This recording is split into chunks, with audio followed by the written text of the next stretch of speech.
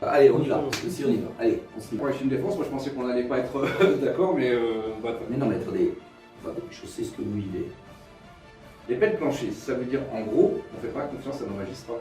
C'est-à-dire qu'ils sont trop laxistes et donc on leur impose d'être un peu plus sévères. Finalement, c'est ça les peines planchées.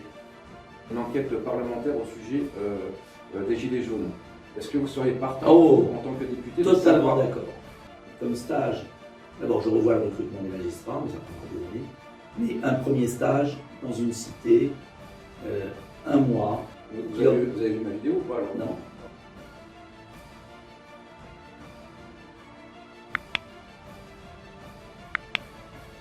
Salut à tous et bienvenue sur Touche pas mon flic. Aujourd'hui, je suis chez Monsieur Dupont-Aignan, donc dans son QG de campagne. Merci infiniment de me recevoir. Mais vous êtes le bienvenu. C'est adorable. Alors, on en discutait tout à l'heure. Je voulais vous remercier en préambule, car vous êtes l'un des seuls qui soutient systématiquement les forces de l'ordre. Vous êtes 4 dans ce quatuor avec Monsieur Ciotti, Monsieur Zemmour et Madame Le Pen. Et Monsieur Dupont-Aignan, vous faites partie de ceux qui soutiennent les forces de l'ordre. Et je vous en remercie au nom de tous mes collègues. Mais je sais ce qu'elles vivent. Voilà, malheureusement. Exactement, on est en première ligne et c'est très compliqué. Je sais que vous nous avez toujours soutenus et merci encore. On va attaquer directement. Donc, je suis fonctionnaire de police en activité. Je suis secrétaire général adjoint du syndicat France Police Policiers en colère. Et donc, à ce titre, je ne peux aborder que des sujets police-justice. Même si on va peut-être parler de la condition animale, parce que j'ai regardé votre programme et vraiment, je suis un peu tombé des nues, qui sont aussi clairs. Voilà. Assez les flatteries, on va parler de la légitime défense. Par contre, j'ai pas vu grand-chose sur la légitime défense. Est-ce que vous êtes partant pour rester comme on est, ou vous avez des idées ou... Non, je pense qu'il faut évoluer absolument. D'abord pour les citoyens. Parce que se faire massacrer, j'entendais Emmanuel Macron récemment qui disait oui, c'est scandaleux, j'ai plus Je suis contre la légitime défense. Voilà. Nous vivons dans un état de droit où la police et la gendarmerie sont là pour nous protéger. Mais comme ils ne nous protègent pas, c'est pas la faute des... Comme il n'y a plus d'État, bah, c'est un moment, on se laisse égorger. Alors, non mais c'est un problème. Alors je ne suis pas pour généraliser, je ne suis pas pour arriver au système américain. Bon, ça c'est pour les citoyens. Mais je pense qu'il faut quand même un moment un peu plus de compréhension. Après, il y a la question de la fameuse légitime défense des policiers. tout à fait. Et là, il faut faire évoluer la législation. Mais moi je vous dis franchement, j'ai un peu travaillé l'affaire, je voudrais mettre autour de la table policiers, magistrats, ceux qui respectent la loi, et qu'on trouve la rédaction. Alors vous avez parlé de légitime défense, de défense excusable. Donc voilà, il y a la défense excusable et on voudrait aussi enlever la proportionnalité. Donc c'est dans voilà. le programme de M. Zemmour. C'est dans le mien, je le fais mien. Vous êtes parti. Il n'y a aucun souci là-dessus. Simplement, il y a le dire, c'est facile, et il y a le faire. Et vous savez très bien qu'il faut bien le rédiger pour que ça passe, c'est-à-dire qu'on l'applique. Alors on a un peu bossé dessus, pardon. Je sais, c'est ça qui m'intéresse. Voilà, je peux dire déjà que la défense excusable, tout simplement, vous êtes tranquille dans votre salon, un individu entre chez vous par effraction, et vous devez répondre, d'accord? Et vous répondez et c'est disproportionné. Donc un juge estime que... Mais c'est ça qui va pas. La réponse est disproportionnée. Et donc du coup, si votre réponse est disproportionnée, par exemple, vous lui mettez un coup de couteau et puis vous le tuez, il faudra que ce juge prenne en considération tous les éléments extérieurs et éventuellement excuser parce que l'individu, la victime avait peur, parce qu'elle était stressée, ou des choses comme ça. Tout à fait. Et ça n'existe pas. Mais c'est ça qui me va. Moi, je reprends, c'est clair, net, précis. D'accord, ok. Donc on va attaquer, donc c'est clair pour les films de défense. Moi je pensais qu'on n'allait pas être d'accord, mais... Mais non, mais attendez, je sais ce que vous vivez. Et je vais vous dire, au-delà de ça, la peur d'être accusé tétanise nos policiers. Tout à fait. Parce que vous vous dites en intervention, mais qu'est-ce qui va m'arriver? Et à partir de ce moment-là, vous êtes foutu parce que vous n'êtes plus dans votre rôle de policier. Ça ne veut pas dire que j'excuse, bien sûr, il n'est pas question de tolérer des comportements que jamais vous ne voudriez. Mais il faut que le policier n'ait qu'un objectif et soit libre dans sa tête, j'arrête le criminel. Et notamment, on a le problème, vous le savez mieux que moi, sur les rodéos. Les rodéos, vous savez que vous avez ordre de ne pas intervenir. Depuis 20 ans, hein, oui. C'est nouveau, mais moi, ça fait 20 ans qu'on... Ben oui, mais moi je veux dire, ça veut dire qu'on laisse des types terroriser les quartiers et mettre en danger la vie de gamins, d'enfants qui traversent. On est malade. Donc moi, je n'ai jamais compris ça. En fait, au jour d'aujourd'hui, mais vous le savez, vous avez les instructions, je le vois dans ma banlieue, vous avez les instructions de ne pas agir. Donc à partir du moment où une police a pour instruction de ne pas agir parce qu'on a peur de la conséquence de l'action, bah, je veux dire, on peut fermer la boutique, excusez-moi. Elle est pratiquement fermée. Je le sais. Elle est pratiquement fermée. Non, mais c'est terrible. Moi, j'en suis au point où, ailleurs dans ma ville, enfin quand j'étais maire, je pense que ça continue, même je suis toujours conseiller municipal, donc je regarde un peu, mais le maire a la même idée. Mais ma police municipale a plus de liberté dans sa tête que la police nationale. Vous trouvez ça normal? Oui, sachant mais que parce qu'elle sait que je suis là, qu'on est là. Oui, mais si non, vous voyez, donnez la main, je veux dire, mais ça sera pareil. C'est la police Non, municipale. ça sera pareil. Mais parce que, je le répète pas tous les jours, surtout n'agissez pas. D'ailleurs, on pourrait soutenir peut-être le policier à Sevran, donc, qui était en examen. Bien sûr. Et l'agriculteur aussi qui était chez lui, 4 individus pénètrent, il tire. Donc mais là, défense excusable, ça fonctionnerait. Exactement, parce que là, ce qui se passe, c'est qu'en fait, il faut se laisser tuer pour respecter la loi. Exactement, c'est tout à fait ça. Puisque je résume. Puisque lui, le voyou, n'a pas ses contraintes, puisqu'il n'a pas la proportionnalité. Quand il arrive chez vous, il n'a pas de proportionnalité. Et puis surtout, et par contre, il a la défense excusable, lui. Je suis désolé, il y a un moment, voilà, 4 personnes arrivent chez vous et vous n'avez même pas le droit de vous défendre, bon, il n'y a plus d'État.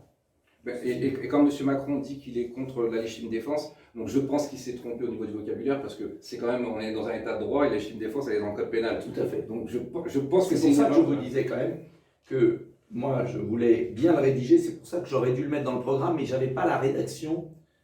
Enfin, du moins, moi, personnellement, je ne savais pas comment le rédiger pour que ça passe bien. Je vous laisserai mon numéro de téléphone. Voilà, donc on le mettra. On repart donc sur la prochaine question. Alors, on nous parle beaucoup des peines planchées. Alors moi, je vais mettre les pieds dans le plat, je pense que je vais être le premier à vous dire ça. Et les peines planchées, ça veut dire, en gros, qu'on ne fait pas confiance à nos magistrats. C'est-à-dire qu'ils sont trop laxistes, et donc on leur impose d'être un peu plus sévères. Finalement, c'est ça les peines planchées. Oui, mais vous savez que j'ai découvert qu'à la Révolution française, il y avait carrément des peines fixes. Et que, parce qu'en fait, c'était une réaction de la Révolution française contre les juges d'Ancien Régime qui faisaient la tête du client. D'accord. Et il faudrait regarder, à la Révolution française, les peines ont été beaucoup plus fixes. Et puis après, on a élargi. Donc le fait de dire une peine planchée, c'est pas républicain, c'est totalement faux. C'est totalement faux. Il nous raconte que c'est pas constitutionnel, alors que M. Sarkozy l'a fait. Et c'est complètement faux. Parce que le principe même de la Révolution française, c'était qu'il y avait des peines. Le premier code pénal était beaucoup plus encadrait le pouvoir du magistrat, parce que le magistrat, c'était quelqu'un qui faisait il y avait trop d'hétérogénéité de peines, de décisions dans l'ensemble du pays, du royaume. Et la République, ça a été justement l'idée qu'on encadre la décision du magistrat. Donc, quand j'entends la peine planchée, c'est pas constitutionnel, c'est complètement faux historiquement. Non, surtout que ça a été fait. Non, mais ça a été fait, et puis c'était l'essence du principe révolutionnaire. Donc, pour ne pas laisser trop d'attitude aux juges. Mais vous savez, c'est l'éternel problème. L'Ancien Régime est mort du pouvoir des juges. Mais c'est ça parce que, en gros, quand notre République est en train de mourir du pouvoir des juges. Je suis désolé. Quand on parle de peine planchée, ça veut dire qu'on ne fait pas confiance aux magistrats. Alors on peut aller plus loin, parce que j'ai regardé dans votre programme que vous voulez supprimer certains syndicats qui ne jugeaient plus sur leurs convictions. Non, je ne veux pas les supprimer, je veux interdire les syndicats dans la magistrature quand ils sont politisés. Qu'il y ait un syndicat pour les conditions de travail, pour le salaire des magistrats, j'accepte, je ne suis pas un tyran. Mais qu'il y ait un syndicat qui se permette de remettre en cause la loi, mais je n'ai pas su. On marche où? Vous savez que c'est systématique. Hein. Moi, je vais vous donner un petit exemple. On interpelle un individu en voiture et il vous dit je m'appelle Dupont. Il va donner l'identité de son frère ou d'un ami. On va un peu travailler le dossier et on va s'apercevoir que cet individu a menti. Et donc, c'est une usurpation d'identité à ajouter au délit qu'il a commis. Vous appelez en France n'importe quel magistrat et vous dites si je n'ai pas de plainte, je ne poursuis pas. Alors que la loi est formelle. L'opportunité des poursuites est commencée pour le procureur de la République. Mais l'infraction est constituée. Mais lui, il estime qu'il lui faut une plainte. Et des exemples comme ça, j'en ai 50 à raconter, où le juge, ou le procureur, pardon, s'approprie les lois et... Mais le vrai problème, c'est que la justice est rendue au nom du peuple français. D'accord? C'est que la justice ne doit pas être un pouvoir. Je suis désolé, c'est une autorité. Et qu'il y a un moment, c'est le peuple français qui décide. Et je veux que les magistrats rendent la justice au nom du peuple. Et je veux même mieux, je ne sais pas si vous l'avez vu dans mon programme, parce qu'il y a tellement de propositions, il y en a tellement sur la sécurité et la justice. J'ai tout noté. Il y a mon idée que j'ai depuis des années, qui est de faire un site internet des peines prononcées dans tout le pays. et que tous les Français puissent aller sur un portail, République française, justice rendue au nom du peuple. Et on peut cacher le nom, pour pas, voilà. Oui. Mais qu'on puisse savoir les peines. Parce que si les Français savaient les peines qui sont prononcées dans les tribunaux, ben je peux vous dire qu'on n'en serait pas là. Parce que les gens n'imaginent pas la faiblesse des peines. Mais le problème, C'est ça, les gens n'imaginent pas. Et parfois, les journalistes sont tellement cons, pardonnez-moi, que je vois dans le Parisien, parce que c'est le journal de l'Île-de-France, et je vois des articles surréalistes. Il a écopé d'un enferme, il a voulu tuer sa femme, il a eu un enferme, il n'ira pas en prison. Et les journalistes disent, qu'est-ce que c'est sévère, alors que c'est délirant. Donc, en fait, ils n'arrivent même pas à cacher l'absurdité de leurs articles. Et je ne comprends pas, et souvent je le découpe, je le garde, et je dis, mais vous voyez, on en arrive. Mais c'est-à-dire qu'il n'y a aucune dissuasion de la peine, c'est fini. mais même, Donc on ne peut pas continuer comme ça, il faut vraiment... C'est pour ça que je veux les peines planchées, mais je veux beaucoup plus. Je ne sais pas si vous avez lu mon histoire de récidive. oui, tout à fait. Parce que c'est ça le grand changement que je propose. Alors après, C'est le changement de la récidive. C'est que la récidive soit comprise, comme aux États-Unis ou ailleurs, quel que soit le délit. En France, vous agressez sexuellement quelqu'un, après vous cambriolez, après vous donnez des coups, c'est pas le même délit, c'est pas une récidive. Non, mais enfin, on marche sur la tête. Ils sont devenus complètement dingues. mais ce qu'il faudrait aussi, et je ne le vois pas beaucoup chez les hommes politiques, vous en parlez pas mal de la prison, et moi je représente les forces de l'ordre et les agents pénitentiaires, mais les polices municipales, moi je représente à peu près tous ceux qui sont en première ligne comme nous, et ils vont vous dire que les prisons se sont devenues des colonies de vacances. Oui. Et donc, même si on arrive à les envoyer en prison, j'ai un agent pénitentiaire qui me racontait qu'à l'époque, le voyou entrait en prison, il pleurait, il était en prison, il pleurait, il sortait de la prison, il pleurait. Aujourd'hui, il arrive, il est mort de rire, il va au parloir, il est mort de rire avec son frère qui est mort de rire et qui veut rester avec son frère en prison parce que ça a l'air plus marrant en prison qu'à l'extérieur, et quand il sort, il est mort de rire. Et en plus, il a le Graal, j'ai fait de la prison. Donc de rétablir une vraie prison. Et c'est tout mon programme, 40 000 places. Ouais, alors, sacré boulot. Alors justement, on va sauter les autres questions. Oui. Comment allez-vous faire? Vous êtes au pouvoir donc le 22 avril, enfin un peu plus tard. 24, un peu plus tard. Ouais, vous êtes au pouvoir. Donc construire des prisons, c'est commencé, c'est 3-4 ans. On fait non, quoi? moi je ne construis pas des prisons, alors il faut en construire. D'abord, je garde certaines prisons qui sont fermées. Clairvaux, qui est une prison très sûre que j'ai visitée, ils l'ont fermée, enfin oui, ils vont la fermer, de haute sécurité. Deuxièmement, je réutilise des casernes désaffectées. Il y a plein de casernes en France qui sont vides. On peut tout à fait demain matin les réhabiliter en 6 mois. Et faire des établissements adaptés. Parce que mon idée, c'est de régler le problème pénitentiaire. Vous ne réglerez pas le problème judiciaire si vous ne réglez pas en amont le problème pénitentiaire. En Angleterre, il y a 100 000 places. En France, 65 000. Cherchez l'erreur. Tous les gouvernements, même Sarkozy, ont fait des lois pour empêcher l'engorgement des prisons.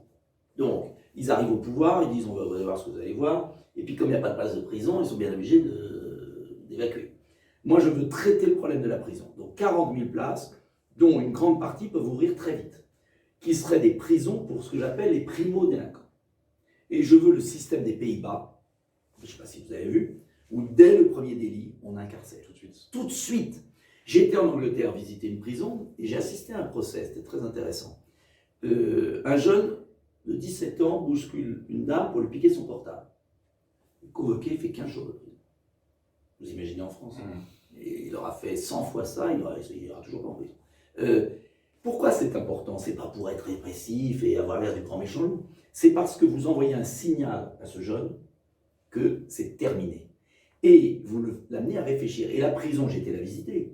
C'est pas la prison comme nous. C'est une prison très propre. Il n'y a pas Canal+, il n'y a pas la salle de sport. Oui, mais en même temps, il y a un psychologue, il y a un éducateur, on lui refait un bilan scolaire, on voit où il en est. Vous voyez ce que je veux dire? C'est pas le Club Med, mais c'est pas non plus...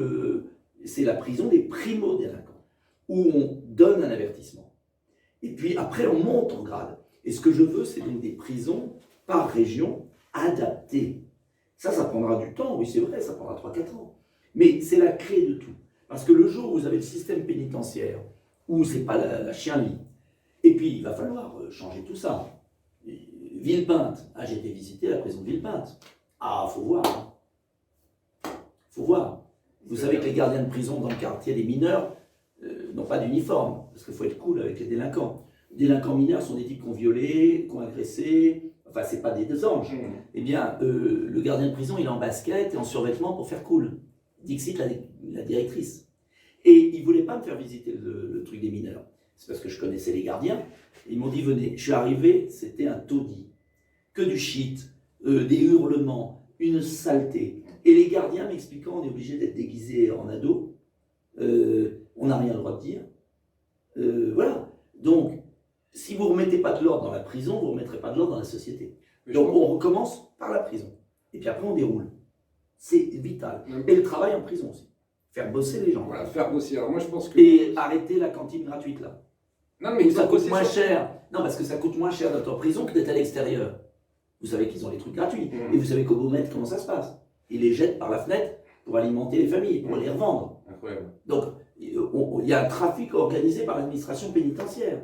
Non, mais on est dans un monde de dingue. Mais de toute façon, donc, il faut voir les prisons pour voir ce que c'est.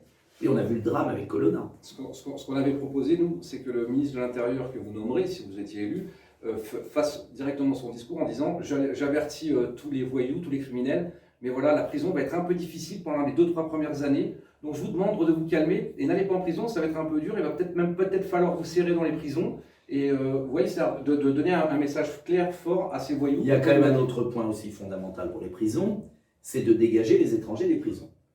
Et comment on fait? Premier point, je rétablis l'expulsion systématique des étrangers qui commettent des délits. Fini, ils repartent. Tu commets un délit en France, tu es étranger, tu reviens, tu restes pas. Bon. Ça va donc avoir... La famille Traoré, on avait rappelé là. Fini. Ça va... Je vote pour vous.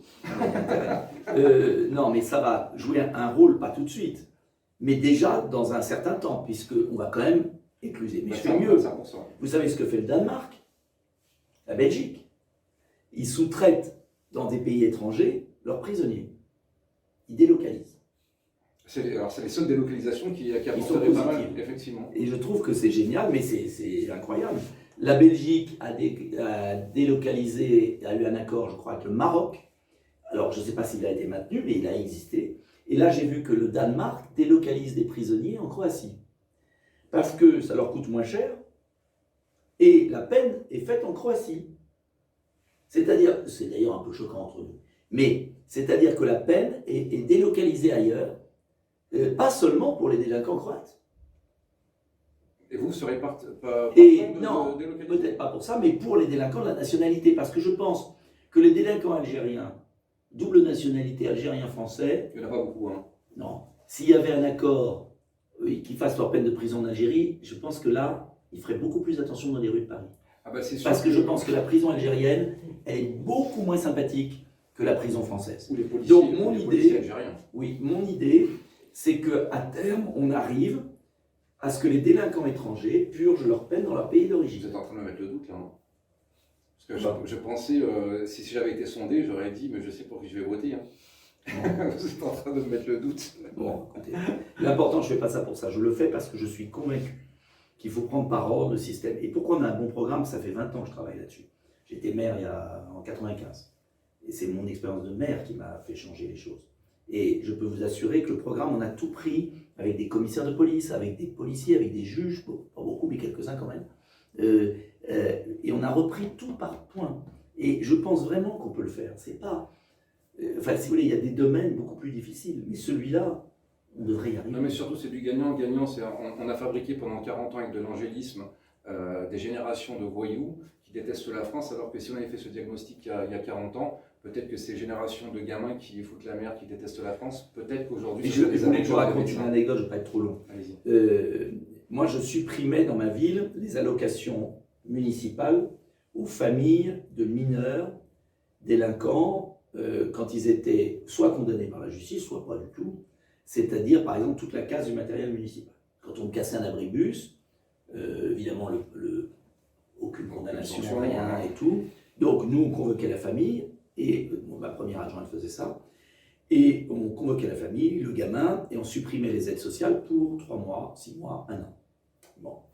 J'ai été, évidemment, le préfet m'a accusé.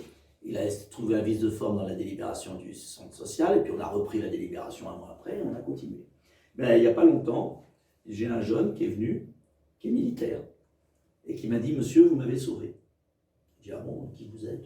Ben, vous vous souvenez pas, moi j'étais le caïd de la cité, et à 17 ans, vous avez convoqué ma famille, et mes petits frères n'ont pas eu d'aide pendant 1 an. Et c'est ce qui m'a sauvé, parce que j'ai plus jamais fait de conneries, et je me suis engagé dans l'armée. Vous voyez comme quoi. Ce que je veux dire, c'est qu'il n'y a pas que... Enfin, il y a la rédemption, enfin, je veux dire, les êtres humains, il y a des gens qui peuvent changer. Mais si on n'envoie pas un signal au bon moment, plus on l'envoie tard, plus c'est foutu. Et c'est là où l'expérience des Pays-Bas est intéressante. C'est d'avoir changé complètement l'idéologie 68 armes. C'est au contraire, la punition doit être proportionnée, mais c'était le code pénal, hein. C'était la grande invention du pénaliste, je ne sais plus lequel, à la Révolution. Proportionnée, rapide, proportionnée, voilà, efficace. Plus on attend, plus ça pourrit. Vous savez, moi j'ai connu la vieille police où, quand un gamin écrivait sur une cabine téléphonique, on sortait de la voiture, on l'attrapait par l'oreille, on lui mettait un coup de pied au cul, on le ramenait à ses parents qui lui en mettaient un deuxième. Il n'y a pas de procédure, et sur la main courante, on mettait réglé sur place. Et ça, vous ne verrez plus aucune main courante dans la police où vous mettez réglé sur place. Tout ce qu'on va nous demander, les procédures, dès qu'on touche un gamin, c'est voilà, c'est pas bon. Enfin bref. Donc la prison, on a les idées claires, on a un dialogue constant avec les syndicats. Vous êtes partant, excusez-moi, vous êtes partant pour que les agents pénitentiaires qui souhaiteraient rejoindre le ministère de l'Intérieur, parce que c'est un métier aussi Bien sûr.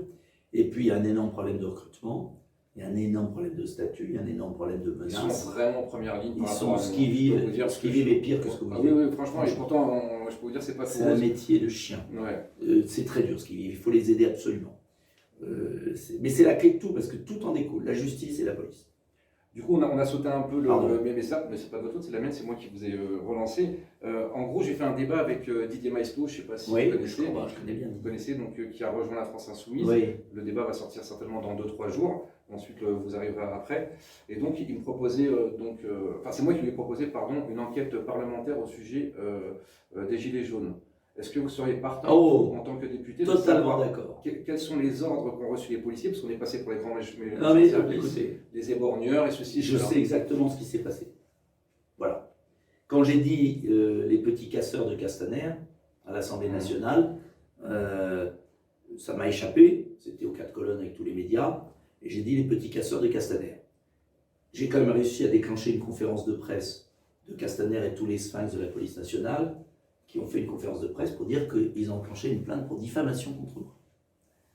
Mais j'ai jamais vu la plainte arriver. D'accord. D'accord. Donc, je vous dis, moi, ce que je pense, c'est qu'il y a eu une instrumentalisation de certaines personnes pour dresser les forces de l'ordre contre les gilets jaunes et vice-versa. Et que ça a fait un mal terrible à l'intégration de la police dans la société. Parce que vous n'y étiez pour rien. Et les gilets jaunes, à part une minorité violente qu'on connaît, n'y étaient pour rien non plus. Et les deux se sont retrouvés comme ça dans une situation abominable. Et c'est là où j'en veux beaucoup au gouvernement. Je vais vous donner quelques informations sur les gilets jaunes. Nous, on a beaucoup d'informations de policiers qui nous disaient qu'on pouvait intervenir, on nous donnait l'ordre de ne pas intervenir. Surtout pas. J'ai des témoignages de policiers qui me disent que sur les LBD, on a donné des munitions 2 fois plus fortes quand c'était les gilets jaunes, alors que quand on allait tirer au LBD, dans une cité, quand on était agressé, on avait la boule qui tombait presque à 3 mètres. C'est évident. Voilà, c'est horrible ce qui s'est passé. On a eu pas mal d'informations. Après, attention, il y a eu aussi des gilets jaunes radicalisés qui ont agressé des policiers. Bien sûr. Voilà. Mais il n'y a pas. Une enquête parlementaire, elle pourrait je demande une commission d'enquête. Savoir les ordres, les contrôles. Mais je vais vous dire, c'est très grave quand on sait qu'il y a des bad blocs qui sont rentrés, pas par hasard. Hein. C'est pas par hasard ce qui s'est passé. Ça restera dans l'histoire, je pense, comme une grande manipulation. Et je pense qu'une enquête parlementaire pourrait faire la lumière sur les ordres, les contre-ordres, ce qui s'est réellement passé, et surtout de ne pas mettre tout le dos sur les policiers. Et notamment l'Arc de Triomphe. Par exemple. Pourquoi certains policiers, on leur a demandé de se retirer. Hein? On va attaquer Mais je pense que s'il n'y avait rien, j'aurais eu une plainte en diffamation. Mais de toute façon, ils ne les font pas, M. Castaner, ils préfèrent mettre un jointeur. Non, pas de plainte en diffamation. On va attaquer sur les suicides dans la police. Ah oui, ça c'est horrible. Donc, nous, ce qu'on demande à France Police Policiers en colère, touche pas à mon flic.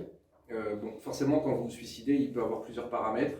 Mais quand vous avez besoin en général, votre métier, et nous, on a le plus beau métier du monde, je ne fais que le répéter, quand ça ne va pas bien à la maison ou autre part, notre métier, c'est ce qui nous tire vers le haut. Aujourd'hui, notre métier nous tire vers le bas. On a pas mal d'idées, nous, dans ce syndicat. Tout simplement, c'est une refonte de tout le management de la police nationale et on est pour enlever le concours de commissaire et d'officier.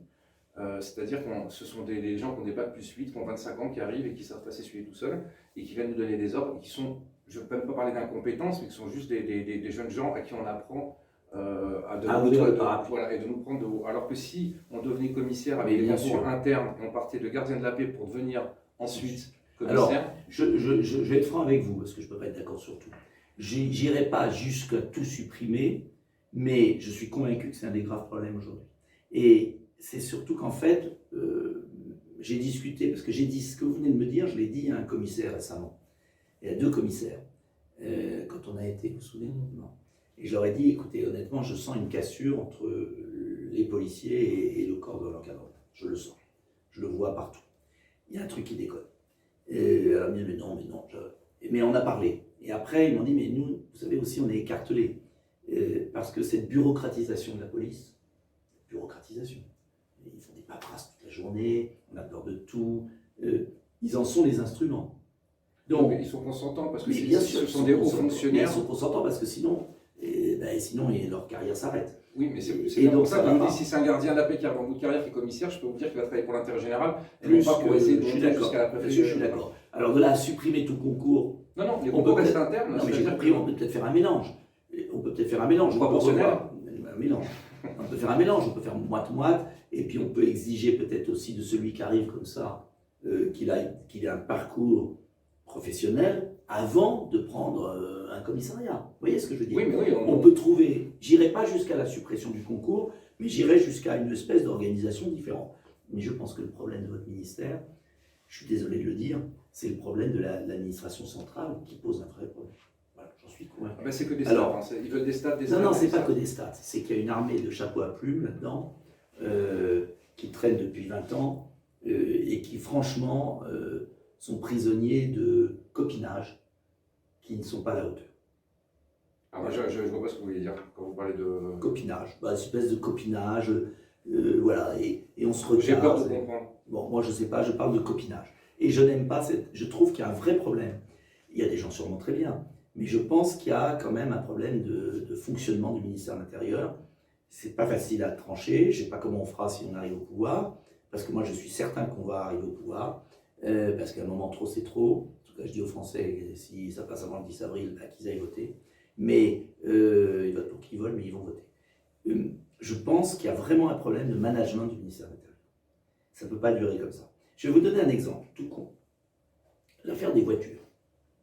Oui. Comment se fait-il que dans notre pays, on ne soit pas capable de régler le problème des voitures des commissariats? Voilà, on n'est pas capable de le régler. Ça fait 20 ans que ça dure. J'ai vu 10 ministres. Alors, moi, j'en suis au point où je me dis, je vais confier à chaque commissariat un crédit bagnole et ils vont se démerder parce qu'ils ne sont pas capables d'avoir les voitures. À chaque fois que je vais au commissariat de Montgeron, que je vais dans un autre commissariat, on me parle de ces histoires de voitures. Soit elles sont en panne, soit elles ne marchent pas, soit elles sont usées, soit...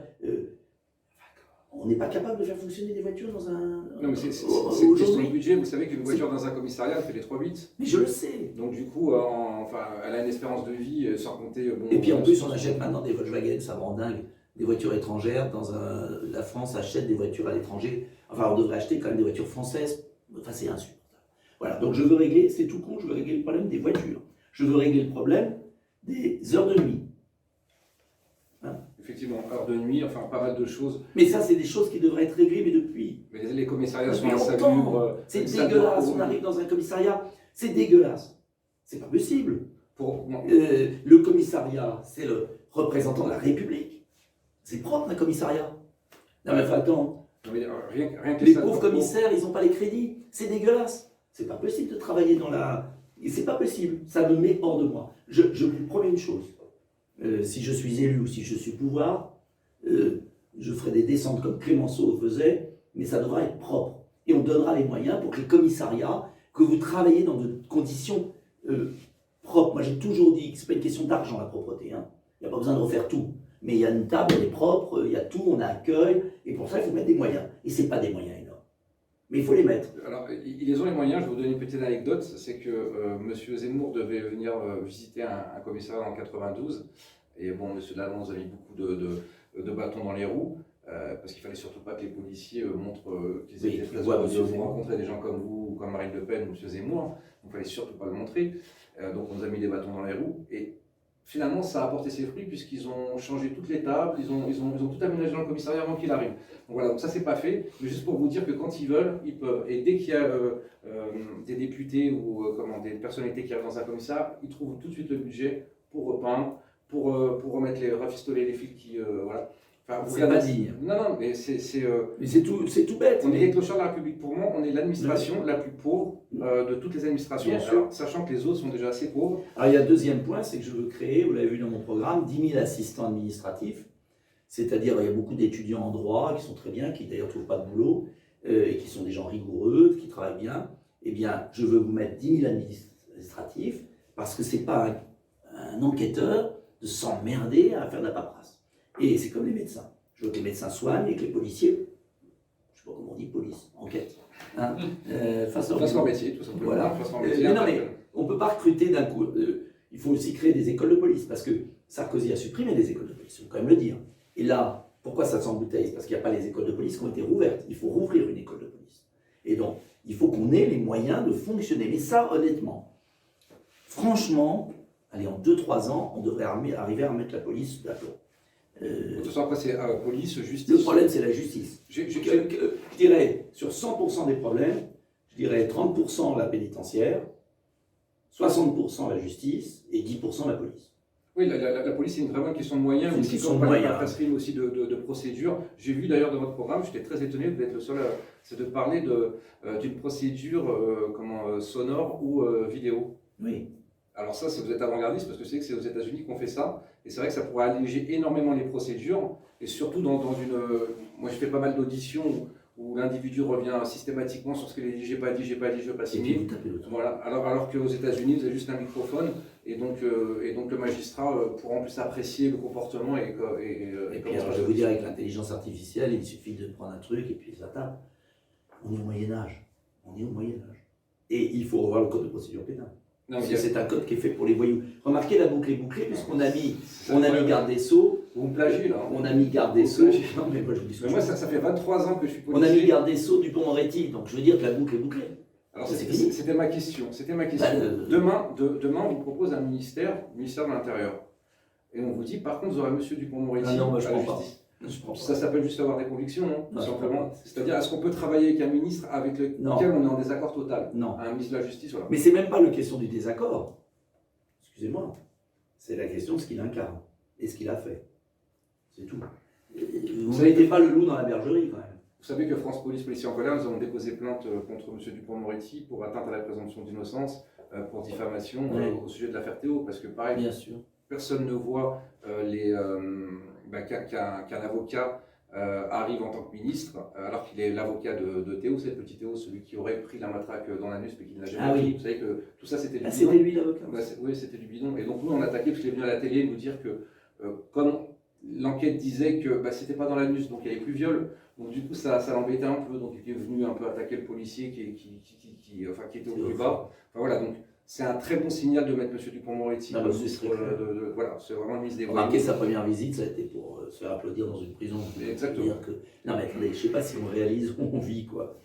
C'est complètement... Mais en tout cas, police, je pense qu'on peut régler beaucoup de choses. Franchement, avec un peu de bonne volonté, de la continuité, on devrait y arriver.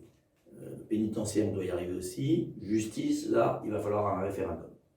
Je sais pourquoi vous dites ça, parce que... Sinon, on n'y arrivera pas. Est-ce que les magistrats, aujourd'hui, jugent selon le droit ou selon leurs convictions? Moi, je peux vous donner des exemples. Tous les policiers du 93 vous disent « tribunal à Bobigny, c'est anti-flic ». C'est-à-dire qu'aujourd'hui, on sait même que c'est même pas la peine d'aller au bout. Et donc... Évry, c'est pas mal, hein, 91 aussi. Donc voilà, donc est-ce que les juges, donc effectivement il y a énormément à faire au niveau de la justice, mais au niveau du recrutement, parce que je sais pas. Je vais vous dire, moi je mets alors une de mes mesures, vous l'avez peut-être vu dans mon programme, je ne sais pas si elle y est, c'est que comme stage, d'abord je revois le recrutement des magistrats, mais ça prendra des années, Mais un premier stage dans une cité, 1 mois. Vous avez vu ma vidéo ou pas alors? Non. En gros, là, je vous propose de faire un stage avec nous, les policiers. On voudrait vous mettre dans le cadre de la Chine Défense. Vous verrez la vidéo qui est sur Oui, YouTube. mais je sais, vous voulez, mais j'étais d'accord. Mais au-delà de ça, je veux mettre les magistrats à vivre dans une cité pendant 1 mois. De vivre. Moi, j'ai à Lely, à Vigneux, j'ai des appartements libres. J'en garde pour le syndicat de la magistrature. Ils vivent là 1 mois. 1 mois. Mais qui viennent, Et qui viennent juste c'est pour fini, prendre. mais ça y est. Attention, il ne faut pas attaquer tous les magistrats. On a des très Non, bons parce qu'il y a magistrats. des très bons magistrats. Voilà. Mais c'est vrai qu'on parle souvent de l'université qui a été vampirisée par l'islamo-gauchisme. Et moi, je dis tout le temps, mais ces islamo-gauchistes, ces gens-là, ils ont eu des postes à un moment donné, donc ils se retrouvent, je pense, dans la magistrature. Et même s'il y a une minorité, je peux vous dire que quand vous êtes fonctionnaire de police et que vous arrivez et que vous êtes sûr de gagner Mais votre je veux procès, dire, c'est aussi très dur pour les magistrats. Moi, je connais un magistrat, un jeune magistrat, quand il est arrivé, il a été convoqué. Enfin, il est arrivé, il a passé 1 an. Au bout d'1 an, on l'a convoqué. D'abord, les autres ne lui parlaient plus. Et puis, on l'a convoqué. Le président lui a dit, mais enfin, pourquoi vous êtes aussi répressif? Et alors, il a dit, mais je ne suis pas répressif, j'applique le code pénal. J'applique le code pénal. Et il lui a dit, écoutez, si vous voulez rester dans ce tribunal, il va falloir quand même lever le pied, ouais. lever le pied. Parce que là, vous êtes... Non mais, donc il faut voir qu'il y a des magistrats très bien aussi. Mais non, moi j'ai Mais travaillé, c'est c'est surtout les juges d'instruction, moi j'ai beaucoup de juges Il y a des d'instruction. magistrats très bien, mais Voilà. le problème c'est qu'ils sont dans un étau. Il y a tout à la fois. Il y a le manque de moyens, il y a le manque de greffiers, il y a le manque d'informatisation, il y a le manque de travail, il y a le manque, il y a l'idéologie, il y a tout. Et je pense qu'il faut un référendum. Il faut présenter une réforme globale parce que c'est plus dur de faire grève contre un peuple. Parce que là, ça sera adopté à 90%. Parce que si vous regardez bien, dans toutes les corporations, que ce soit policier ou moins très sanctionné et très suivi, un juge qui ne fait pas son travail, qui fait mal son travail, n'est jamais sanctionné. Et alors, il y a la séparation des pouvoirs, donc c'est très compliqué à mettre en place, mais de mettre une sorte de commission avec d'anciens magistrats, avec des associations de victimes, des choses comme ça, pour dire voilà, ce magistrat a très mal fait son travail, ne travaille pas, ou par exemple, on a un magistrat, nous à Bobigny, c'est les collègues qui me font remonter l'information, qui dit quand on tombe sur lui, on sait que c'est en croix. Moi, je vous donne même des expériences de policiers où, avant de faire l'interpellation, vous savez, quand on va chercher les mecs à 6 h du matin, on regarde le tableau des magistrats et on dit oh là là, c'est lui, bon, on ira interpeller la semaine prochaine. Vous voyez? Et donc, ça, c'est quand même lamentable. Donc, il y a énormément de choses à revoir parce que vous prenez dans la rue, demandez à n'importe quel justiciable connaissez-vous une personne qui est contente de décision de justice? C'est quand même assez rare. Et il n'y a pas que le pénal. Sur toutes les décisions civiles, on attend, c'est un bordel noir. Ah oui, c'est des années. Oui, mais c'est quand même très grave, c'est la vie des Français. Donc il faut tout reconstruire. Alors, moi j'ai un programme à 5 milliards, global police-justice, 2 milliards pour les prisons. J'ai plus le document, vous avez le document rouge? Je vais le passer. Pour le, parce qu'il y a tous les chiffres. Et puis la justice, parce que là il faut doubler le nombre de magistrats quand même, il faut être honnête aussi. Ils ont un travail gigantesque, en plus on a multiplié les lois dans tous les sens. Donc on leur fait faire tout et n'importe quoi. C'est ce qui est sur Internet. Voilà, vous l'avez, il y a tout est marqué. C'est vraiment, on a vraiment fait un travail. Vous me connaissez, hein, j'aime pas trop failloter, mais c'est vrai que j'ai regardé le programme et bon après vous avez quand même, c'est la 3e fois que vous présentez. Ah oui, on commence. Donc vous avez un peu fait des copier-coller sur il y a 5 ans ou pas? Ah oui. Voilà, il y a forcément un travail. Mais il y a un travail qui est amélioré, c'est tout, mais c'est comme le... Vous voyez, on renforçait les ministères de l'Intérieur et de la Justice, 5,6 milliards à la fin, 3 milliards 4 la première année, 4,3, 4,9, parce qu'on monte en puissance, mais 5 milliards, 2 pour les 30 000 représentants des forces de l'ordre en plus, 10 000 personnels administratifs en plus, les moyens des matériels des policiers et gendarmes, 1,5 milliard quand même, et 2,1 milliards pour les 40 000 places, alors ça c'est, de prison. J'ai oublié de vous parler de Stéphane Alarcon. C'est un policier qui est en grève de la faim depuis 3 mois et demi, qui a perdu 20 kilos. Il est où? Il est près de Toulon, dans le sud, donc je suis parti le voir.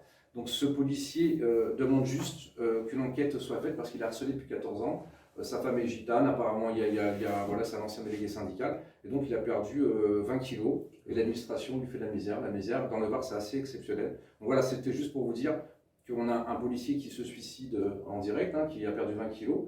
Et donc j'ai demandé une audience à M. Darmanin, j'ai demandé, on se bat pour lui et ça ne bouge pas. Alors je ne sais pas s'il devait lui arriver malheur, je pense qu'il y aura une plainte au pénal. Pour l'instant, ça personne en péril, puisque on n'écoute même pas. Et ils ne demandent pas grand-chose, hein, ils demandent juste une enquête qui soit dépaysée, parce que ceux qui ont fait la première enquête, c'est ceux qui le harcèlent.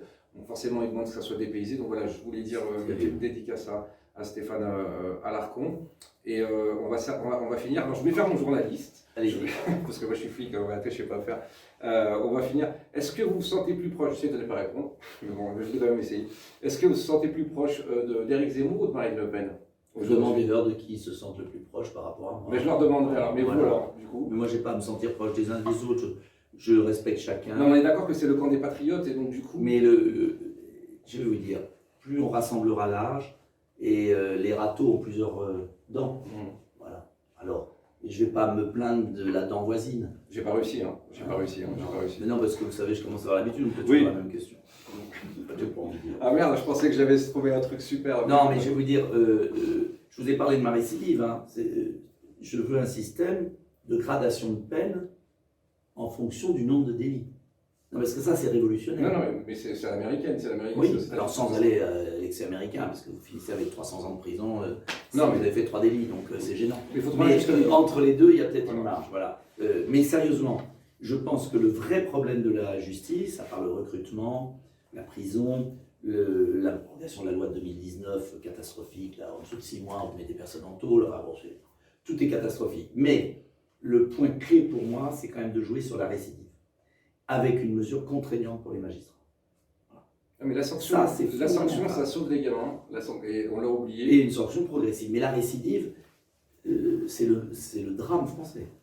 C'est que récidive ne entraîne aucune conséquence. Allez, je vais vous poser une petite question pour conclure. Allez, vous êtes chez vous, vous avez un fusil parce que vous êtes chasseur, et puis vous voyez passer 2 terroristes qui tirent sur tout le monde et qui s'enfuient.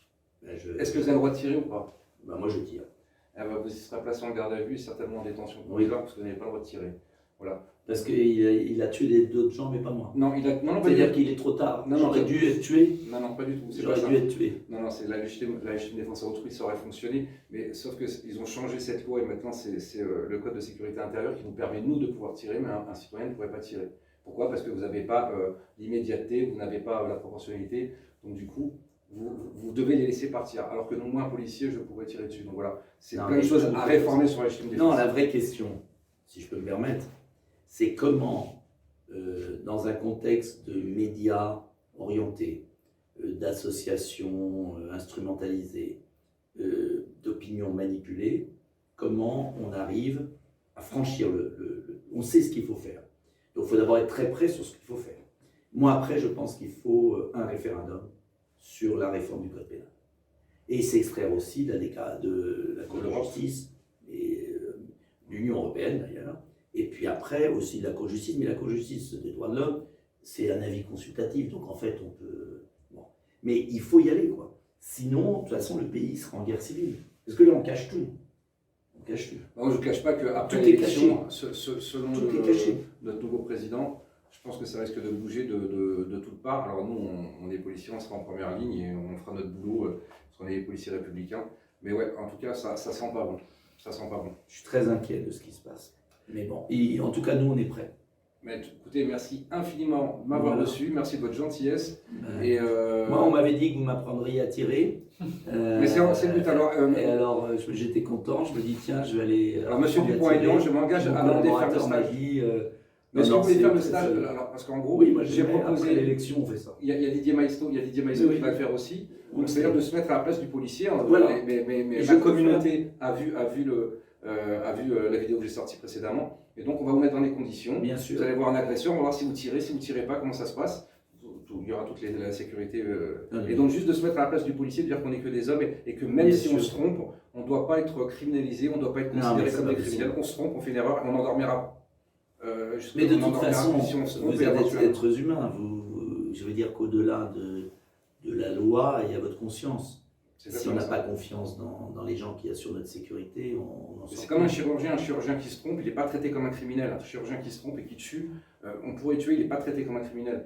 Il faudrait juste se dire un policier qui tue, il ne faut pas que ce soit traité comme un criminel. Mais attention, il faut qu'il y ait une procédure derrière, parce qu'il faut savoir aussi le policier. Il y a peut-être aussi une vraie victime. On n'est pas dans il n'y a aucun risque qu'on soit dans l'excès. Bon, ben, on était d'accord sur tout, donc du coup pas d'engueulade, Voilà. je suis désolé, est-ce que ça va faire le buzz? Je sais pas, merci encore 1000 fois, Merci monsieur à vous. Duboignan. Tenez bon À très- tous. À très bientôt, merci. On arrive. Bye à tous, merci.